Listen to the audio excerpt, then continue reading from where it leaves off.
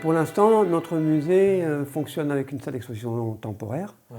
donc qui n'est ouverte que pendant la saison touristique. On ouvre généralement le 1er mai pour fermer aux alentours de la fin septembre. Donc ça fait 5 mois d'ouverture et nous accueillons jusqu'à 17 000 visiteurs.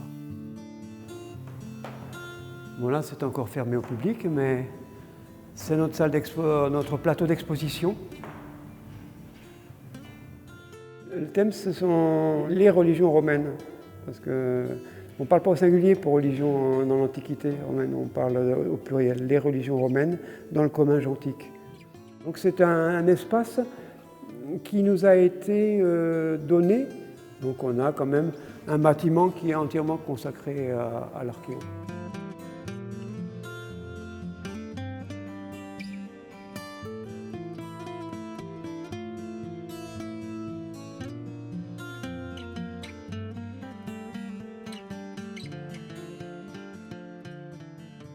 Donc, parmi les notes qui concernaient Saint-Bertrand, j'ai retrouvé ça, qui c'est les seules notes et observations qui ont été faites directement sur le site de Saint-Béat, au moment de la découverte de ce sanctuaire.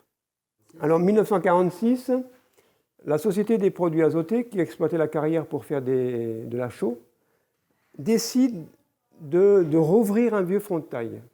Sous l'autorité d'un certain Carrera, qui était le maître ouvrier de la carrière, s'occupe donc de tout déblayer, et là ça commence à sortir, ça sort. Ces travaux se font, les autels votifs, belle collection quand même, 40 pièces, c'est pas assez rare. Les autels ont simplement été déposés au pied de la carrière dans une cabane de chantier. 3 mois plus tard, la Société des produits azotés, qui veut réexploiter ce secteur-là, décide d'exploser le sanctuaire. Et c'est la grosse erreur, tout s'éboule sur la cabane. Tout cela finit finalement en conseil municipal de Saint-Béat qui dit « nous on ne veut pas s'en occuper, on en fait don au musée de Comminges ». Donc tous les rescapés vont arriver à Saint-Bertrand et l'affaire s'arrête là.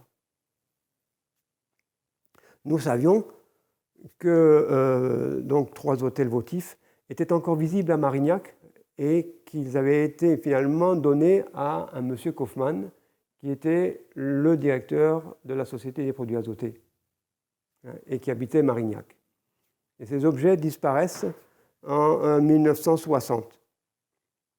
Pourquoi ? Parce que Kaufmann meurt, sa femme qui était norvégienne est rentrée dans son pays d'origine avec les meubles et les 3 autels, bien sûr. Et c'est pour ça qu'ils se sont retrouvés en Norvège.